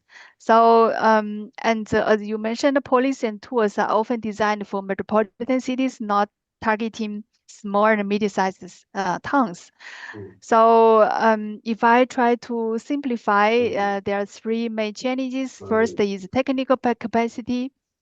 Small medium science center don't have enough planners, engineers, financial specialists, and also even data assistants. And the second is institutional changes. Responsibilities are spread across different departments, and coordination can be very difficult. So this is institutional change. And third is some of you have mentioned the finance. I think the issue, the challenge is not is not only about lack of funding. It's also the capacity, like the capacity to manage and access those funds more effectively. So this is more lies on institution level rather than not only financial level. So it's really multifaceted of challenges, and maybe I can highlight a few practical lessons as you asked me about the global experience. First, it's important to build institutional capacity, not individual. It's not only about train people, personnel staff, it's also about change the system, strengthening planning system, data system, financial management, staffing structure, and day-to-day management. And the second is also about this multi-level governance. We need this very healthy, positive, strong multi-level governance that allow local governments and empower them to do their job. So this multi-level government system should be anchored in policy coherence, not policy disconnect, which is what we often see in many parts of the world. Local government doesn't know what the nation government wants, and the central government puts a policy in place which local government cannot implement. So this is the breakdown where things start to go wrong. When we talk about small, medium-sized towns, it's really we cannot avoid to mention the importance of central and state government. In federal and decentralized system, national state government has a critical role to play in providing clear mandate and ongoing technical support. So policy coherence, multi-level governance, they are prerequisites for any kinds of long-term transformation. And third, third, I want to mention very important aspect is peer-to-peer learning. It's extremely valuable. And cities often learn best from other cities that face similar challenges. Instead of relying on external experts, cities learn best from other cities' experience. So exchange networks and platforms, they're very powerful. This is also what UN Habitat has supported. City-to-city exchange, regional platform, knowledge sharing initiatives. This help translate global concepts into local solutions. Just to give a quick example to have some insights on this city-to-city exchange in peer learning case. I want to bring an example in Germany. There is something called Kleinstadt Academy or Small Town Academy in English. It's a national platform that supports small towns by connecting them with each other and with experts. In Germany, small towns typically have inhabitants around 5,000 to 20,000. And this academy, Small Town Academy, serves as a hub for knowledge exchange, networking, and capacity building. It connects around 2,100 small towns in Germany with experts, policymakers, and stakeholders. The main goal is to help those towns address common challenges such as demographic change, urban transformation, economic development through practical collaborative approaches. And this resonates quite strongly with UN Habitat's approach. It approaches capacity strengthening in a very practical and collaborative way. First, it's really focused on peer-to-peer learning between cities. Instead of relying experts from external experts, they learn directly from each other and share what works, what doesn't, and share their day-to-day challenges. And this makes learning much more practical and easier to apply. And the second is offers very practical tools and platforms for sharing knowledge.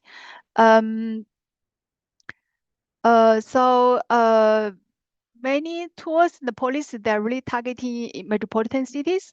So this platform offer very practical and adaptive, flexible tools targeting small towns to be used in their daily work.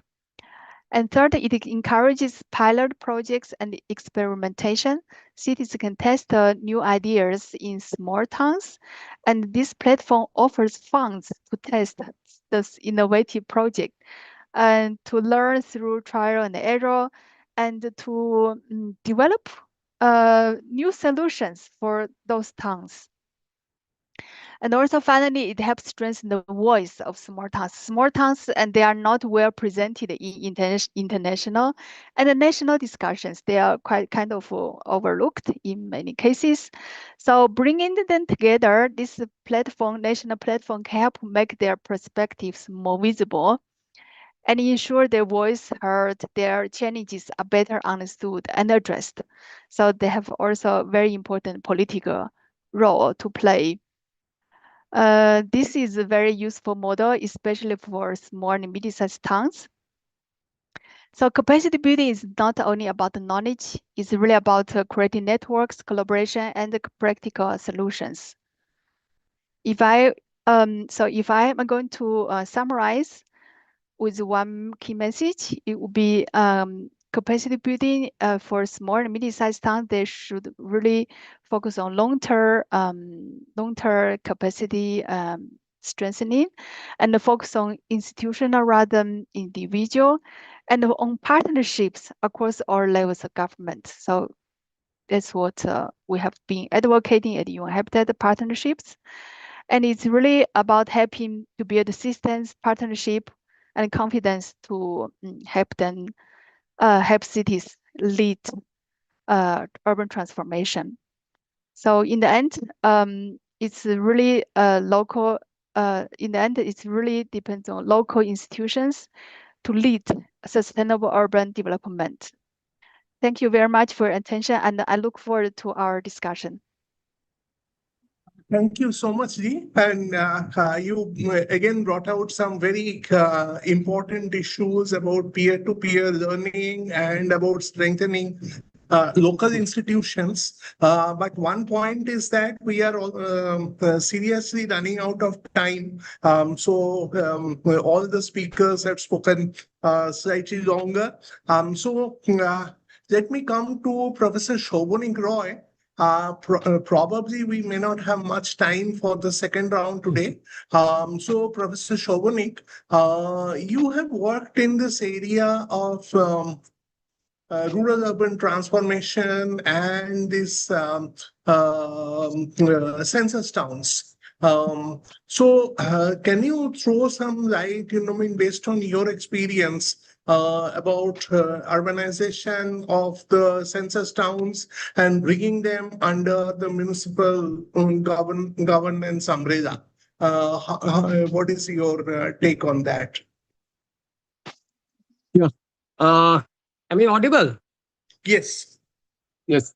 Yeah. Thank you, Tathagata, and all the speakers for very insightful and very informative sharing of their experiences.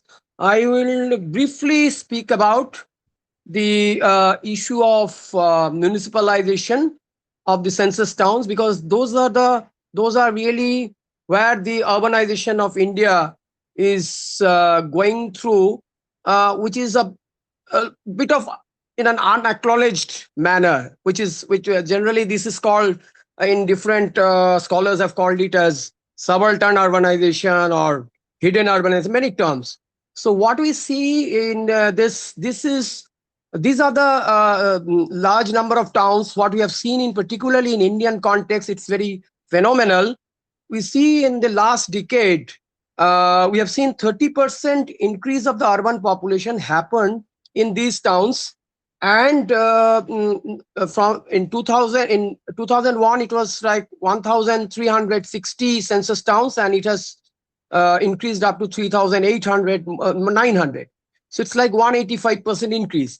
And the reason for their increase is, to me, there are two reasons. One is because of the push factor from the non-remunerative performance of agriculture. So people are moving from agriculture to non-farm jobs, various type of other service and small enterprise. And the other pull factor which is contributing to this is the lower land price, which the people cannot afford to the central city. So they are getting a much better, means in terms of land price, they are getting a much better deal. But that is, they are devoid of the all sorts of basic amenities. And just I share a data that probably only 20% of the households in the census towns in India average are connected to a sewerage system. So there is almost a rural kind of situation in the sanitation aspect. And the other thing is, in terms of the revenue, the own tax revenue or the local tax is just 1% of the overall total panchayat revenue. So that shows the kind of this governance gap or the service delivery gap. Now coming to the state-wise picture, probably all of you know that West Bengal has the largest number, close to now 1,000. It was 780 in 2011, followed by Kerala, which is 460, Tamil Nadu and Maharashtra, which shows that highly urbanized states have more census towns. So probably there the potential is more, and also because of the push and pull factor, what I've mentioned earlier. And mostly we see this urbanization happening in almost all the states, are either at the periphery of large cities or capital cities or metropolitan cities, and also along the transportation corridor. And one interesting thing what we have observed in Bihar and West Bengal also, that along national highway there are large number of census towns have emerged, where the economic base is primarily the waste recycling and the bazaar economy. So which is very interesting. You'll see heaps of garbage is dumped along the highways, and there are census towns growing. And some of these census towns, I in fact checked, the densities go up to 8,000. Kind of pressure on land, and that is exactly happening on a completely unplanned landscape. So, and the current system of governance, if we see, there are one is that 73rd amendment. These are governed through the panchayati, that is Gram Panchayat thing. 74th amendment talks about the talks about the Nagar Panchayats or the town panchayats. There was a provision, but that's more like a directive. That was not a legal binding to any of the state governments. And the state governments are following a very different and a very unstructured approach, in that using certain criteria like population, density, occupation, revenue, pace of urbanization and all. But very few states actually have any statutory recognition in their state municipal acts of these kind of census towns. Very few states. And that's entirely depends on the political will or the amount of fiscal resource, financial resources they can provide, and the state intent. So it's more discretionary and not really a kind of a binding. And what we have seen that just to give one example, I've studied the Jharkhand case. Jharkhand has, though the number of census towns are not very large in Jharkhand, but they are following they're taking up certain measures, like including some of these census towns. They have merged them with the municipal councils or the municipal corporation to take it into the ambit of statutory governance. Also, sometimes these census towns are merged with independent town panchayats, or sometimes there is reclassification of their boundaries. So what we have seen is because of this kind of some amount of institutional approach has been taken up. So what has been seen in case of Jharkhand, that they have also provided full-time city managers into these census towns which have been merged with other town panchayats or municipal councils. And there is a significant improvement. The study shows the World Bank study shows significant improvement in the tax collection, and also they are able to even do some cost recovery of water supply, what Gopa was telling. So there are some efforts in that, and that is a result of the staffing which has happened in that. And there is some improvement through in the service delivery, and also in the building plan approval. They are actually integrated with the state level software, which they use it for the other municipalities.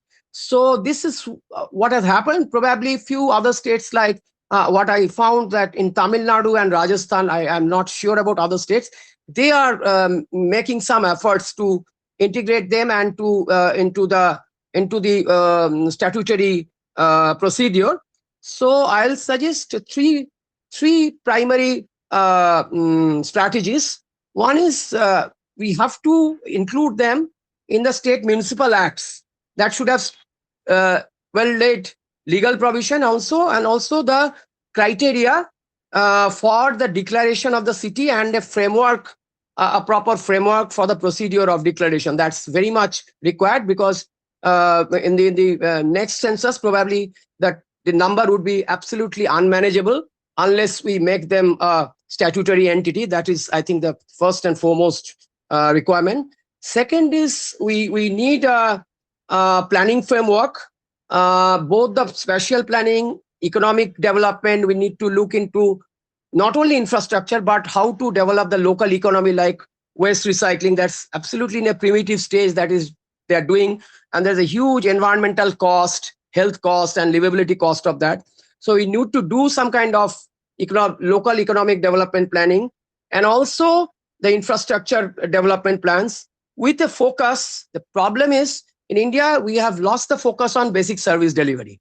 We are making big ticket infrastructure, more focus on capital investment, but not on the network extension. So probably that is the need of for this group of census towns. We need to have a very different approach. Instead of a big capital investment, probably more local solutions, nature-based solutions, because some of them are still in a very early stage of development. So land is not that scarce. So probably there's scope for nature-based solutions and make more integrated approach, so that we can make a more realistic efforts, and we manage these through, because these are less saturated in terms of built up areas. So there is still scope for zoning, land use regulations, and there are many land management techniques which are difficult to apply in large cities, because already they have grown up to the fullest FAR. So probably these are areas where town planning schemes or plot reconstitution techniques, where because of the sheer number is good, is enough to really have a more participatory process to make the plans and implement the plans. And finally, last but not the least, which Hitesh Vaidya has mentioned, that the focus of any planning should not only be the infrastructure or service delivery, but actually on the capacity building of these towns, because there are less external pressure or commercialization pressure in these areas. So probably this could be a much more fertile ground for capacity building in terms of administrative, financial, or technical angle. So yeah, that's what whatever I thought that is briefly to put the main agenda for this municipalization of the census towns, and in the next 20 years. Thank you, Souvanic, for bringing up again a very important issue about municipalization. Now we are running beyond schedule, so we have to close it quickly. But I mean, there is one question in the Q&A box, and that is for Hiteshji. So I will start with Hiteshji. So Hiteshji, there is a question that are there any frameworks to build public commons in urban India for effective solid waste management and maximum material recovery in the context of privatization of MSW like in China? If my query is irrelevant, kindly connect me to the relevant one. So it is over to you how to address No, thank you. this. I think there has been a lot of frameworks. India has not dearth of frameworks. You pick up one, you will get some. Question is each framework, and I can not in this because you can write to me. I can share the thing, and I always say, and I think last time also I said the amount of frameworks, guidelines, uh, the policy frames, the tools which we have created, and if we put all them together, I think, and particularly in small town will benefit by making those frameworks as a five-bed hospital where at least it can deliver. Our frameworks don't deliver, unfortunately. Yes. So I think we have a UN Habitat which has done a huge work on solid waste management. We have the Janaagraha here, and a lot of these frameworks are available. Question is, how do you can look at all of them, but what is your own context? Where do you want to look at it? Compare them and contextualize them. We can't make, as I always say, that we always dream that we will make our city Singapore. Let's not make them Singapore. Make your city as your city. Make its identity much more important and much more its USP as a thing. And that's the, I think, opportunity we have with the urbanization premium and all. Make your city own city and then do it, the contextualize it to the best, learn from the best practices, but make your best practice of your own. So all these frameworks, unless you make them and imbibe them, there will be no dearth of frameworks. So we are very good in making a guideline and a framework, but the question is, again, as I said, we always talk about what, why, where. Nobody is talking about who is going to put pen to the paper, who is going to take that action on the ground. And I think capacity building and frameworks will be if we can empower that who in the urban local body. Thank you, Hitesh. Very nicely put. And I remember one conversation I had with Charles Correa on this issue. He says that, our approach is always that when people are getting inundated in a flood, instead of supplying food to them, we supply them with cooking recipes. So they do not require recipes, they do not require frameworks, they require the food. So that's very nicely put. Now, as we have run out of time, so I would request everyone to kindly share their comments in just 1 to 2 minutes. And at the end, I will come to Balveer sir and Kirti sir. Next, I'll go to Professor Gopa. I think I have already taken much time than allotted to me. So if you want to last... have 1 or 2 minutes, you want to add anything? Yeah, sure. So one thing I would like to say, at least, that context is very important, as I have already told. That all cities, one model fits to all cities, even for program for small cities and program for big cities. It's not the way we think. We better think that what is exactly demand driven, and demand, to know the demand, we need a very democratic sphere at the level of the town. Ashok Bhattacharya was talking about this, ward committee, and it doesn't exist. And even if when there is a ward committee, the middle class and upper class, they don't come because they don't depend on the public services. Their services are more privatized. So still that democratic space exists in small towns. Not everything has come under gated communities and big housing complexes. So it's better to we restore the democratic space where we know what exactly is the necessity for the city or the town, and then there can be a CDP, like town development plan, at a localized level, and the state government should comply to those demands, and in a very untied way. That's my only suggestion to make it better. Thank you, Gopa, for being so crisp and sharp. So now let me come to Anandji. Anandji, please, your 2 minutes. Nothing, require much less than that. Single line, uh, one needs to start doing, therefore, more nuanced approach. Don't apply the same one size fits all to everybody. And like Hitesh has said, enough of frameworks, enough handling from Delhi. We just need to take action here. You work with the citizens, you give them an elected government, first of all, and then start equipping slowly. So, a nuanced approach without a one size fits all, and more driven by states and the cities themselves in partnership. So, gradually, you are able to enable and empower. That I think is the single line. Right, right. Thank you again for giving a very capsule view. So now, Lee, so your final prescriptions. Mm-hmm.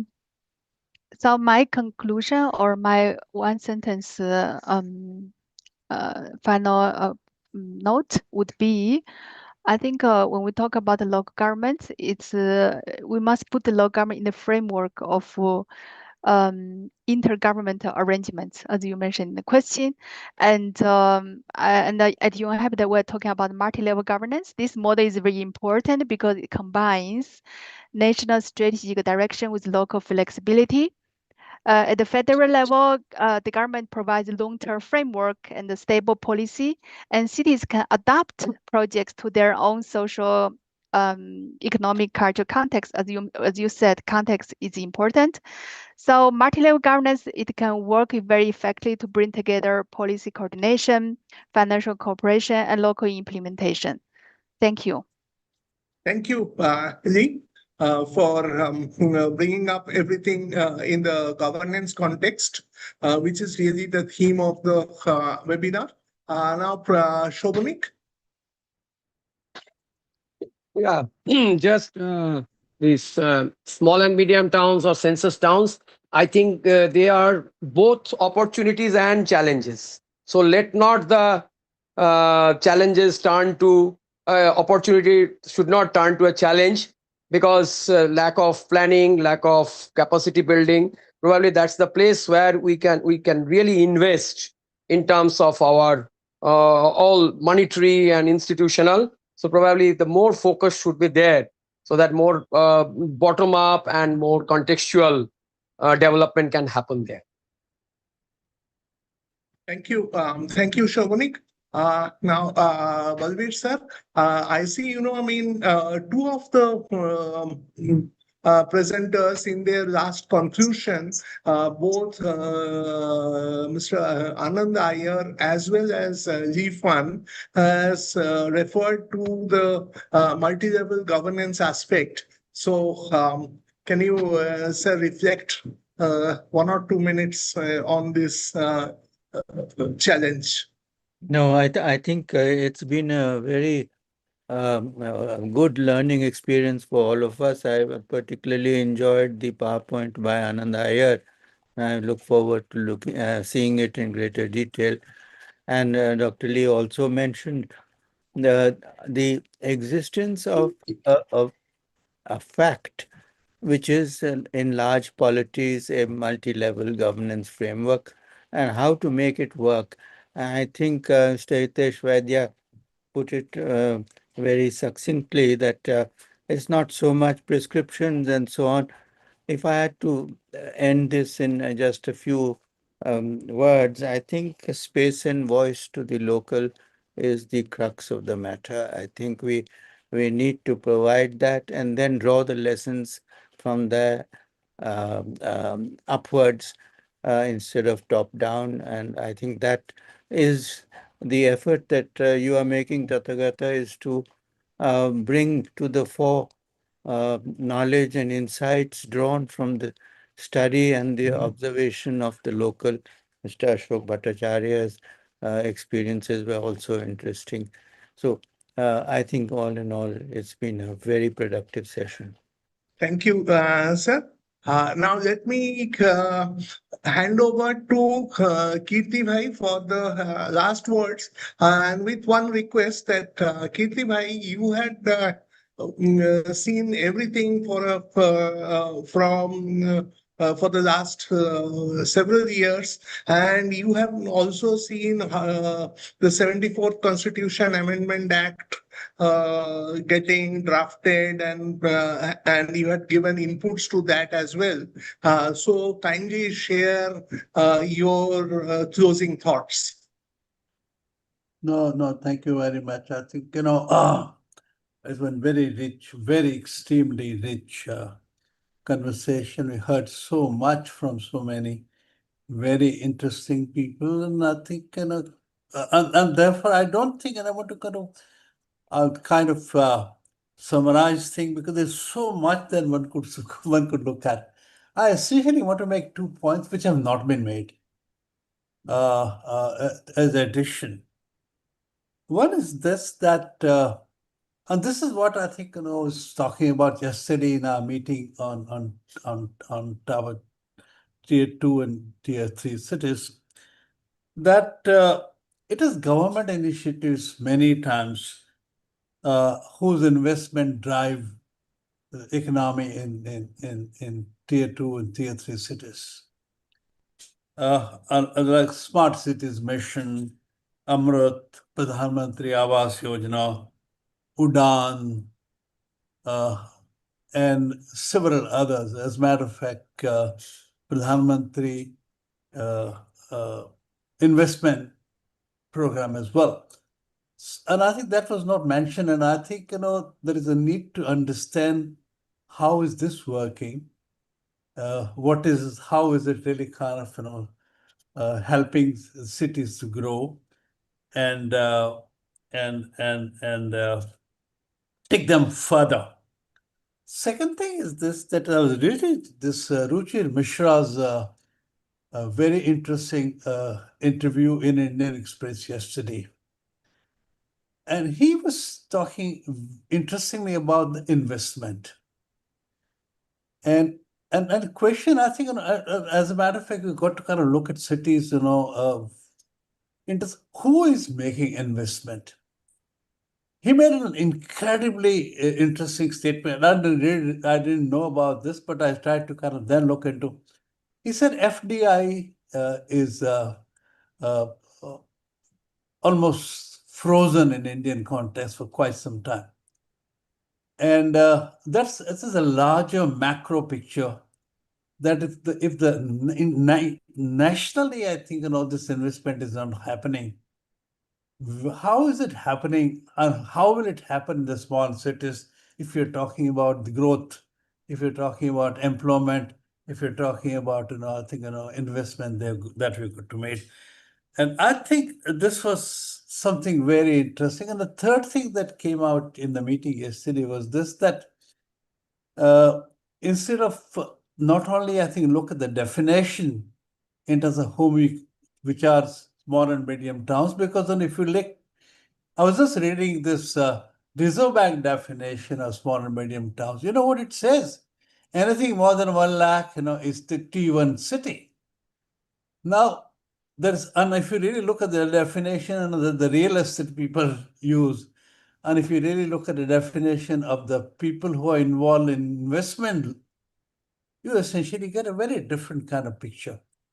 And I think at a national level, there's a great need to understand what are we talking about, which cities are we talking about, and how would they really go. So all that fit very beautifully in this particular session, and we're grateful to all who came and made very interesting presentation. As a matter of fact, Iyer Saab, I think, I want to have your slides as early as possible. If you don't give me, I'll ask Jesna to give me, because it summarizes it so beautifully. It really it gives the picture immediately in terms of what is happening. So with all this, thank you very much. We are really 8:20, about 2 hours and 20 minutes. It's a long time, and that everyone has stayed back and have been given such interesting input. So thank you very much. And I think, we look forward to learning more from you. So thank you very much. Thank you. Pleasure. Hitesh Saab, Thank you. Thank you all. Thank you all. Hitesh Thank you, Saab, Ajit. I think, you know, Thank you. we're going to get together very early to kind of plan I was telling Hitesh Saab that, you know, I'm reaching 150th webinar, and I want some very good people, very good subject to deal with. And he's agreed that, you know, we will look at that. Sure, Thank sir. you. Sure. Thank you. Thank you very much. Thank you. Thank you. Thank you. Thank you. Thank you, Tathagata Saab. Thank you very much for moderating it. Thank you, Hitesh ji. Thank you. Always a pleasure. Yeah.